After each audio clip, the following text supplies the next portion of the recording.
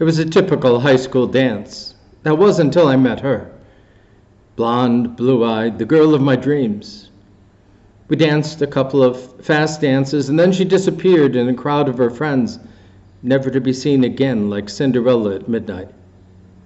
And I was left in love. I went home that night and got out the yearbook to see if I could find out her name. And there she was, a couple of grades behind me. Her name was Johnson. I knew it. A Swede. So you can imagine my shock, if not horror, when I ran into her a couple of weeks later at the senior high art show. And there she was with her parents. Obviously, Native American. You see, I grew up in a racially mixed community. It was not your typical black-white racially mixed community. No, our community was red and white. And with it came some strict boundaries and a whole lot of prejudice and stereotypes. They lived not in Salamanca, but in Jemerson Town, the relocation project for the indigenous displaced people. I was taught at a very early age to distinguish an Indian, regardless of the color of their skin, by how they pronounce the word red.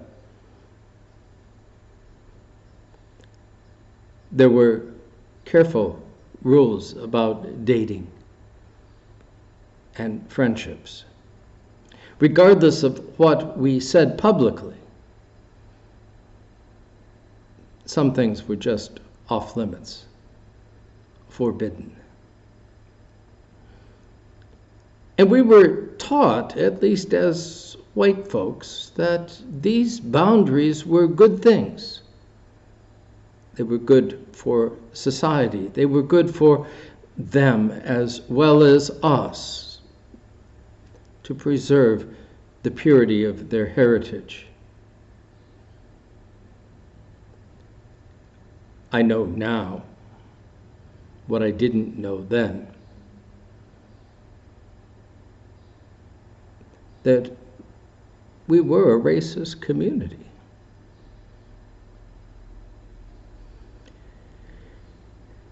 The boundaries were different in Jesus' day. They were ethnic to some degree, Jew and Gentile, but some of the stricter boundaries were male, female. And then there were, within the Jewish community, pure, clean, and impure and unclean. And these were dictated by the Torah, the law, and were intricate and interwoven. They were upheld in such degree that Jesus also often called them into question when they were practiced without compassion. And that's what got him in trouble with the Sadducees and the Pharisees, the religious leaders of his day. In the center part of Mark's gospel, we find Jesus playing footloose and fancy-free with all of the traditional boundaries of Jewish law. He travels back and forth across Lake Galilee, from Jewish to Gentile territory, performing similar miracles on both sides to make sure that we get the point, that there is no distinction. There is an interesting pairing of miracle stories that drives home the point in the midst of this section. It involves a leader of the synagogue, a good guy, a righteous man, clean, holy, and a woman, who has been in the way of women for a number of years, continuously. Obviously, as a woman and one who is bleeding, she is impure. She is not to be messed with. As the story opens, we are told that the leader of the synagogue's daughter is ill, and they come to Jesus that he may come to her and bring her healing. On the way, they encounter this woman who is bleeding. Jesus stops. You can imagine those who were with the leader of the synagogue's entourage going, "What's he doing? Does he know we're in a hurry? Who is she that he would care for her?" He heals her. And in the meantime, word comes that the daughter of the leader of the synagogue has died. Don't bother, Jesus. You've messed this one up. Just leave us alone. But instead, Jesus goes, takes mom and dad upstairs to where the daughter is laid, takes her by the hand, with the simple pronouncement, Talitha kum, little girl, arise. And she is brought back to life. It is easy to get hooked on the miracles, but the miracle of healing that happens in these parables is really about the breaking down of the boundary, of remembering the rule of compassion for one's brother and sister, a compassion that knows no boundary in God's world. I didn't realize it, but we have wandered into some very unhealthy boundaries these days. And COVID just exaggerated them all so that they are unmistakable.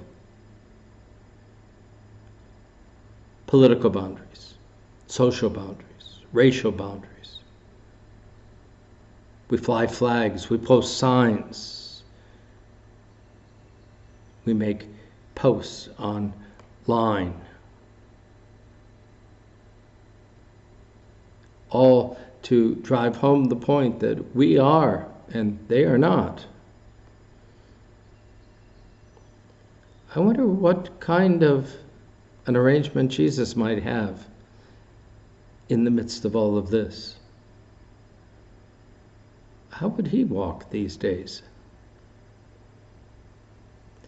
One of the phenomena I have discovered over the years of my ministry, as I've wrestled with boundaries, particularly with regards to social issues. Every time I draw a hard and fast boundary, every time I think I've figured these things out and am ready to draw the line, I look up, and on the other side of the line is Jesus smiling. I blew it again. Perhaps the boundaries aren't as important as we think, or as necessary to preserve order as we want to believe. Perhaps it is compassion that breaks down the walls and brings us healing. The healing that awaits us all in the day when God reigns fully over this mess that we call humanity. Oh, praise the gracious pause that tumbles walls of fear and gathers in one house of faith all strangers far and near. We praise you, Christ, your cross has made us one.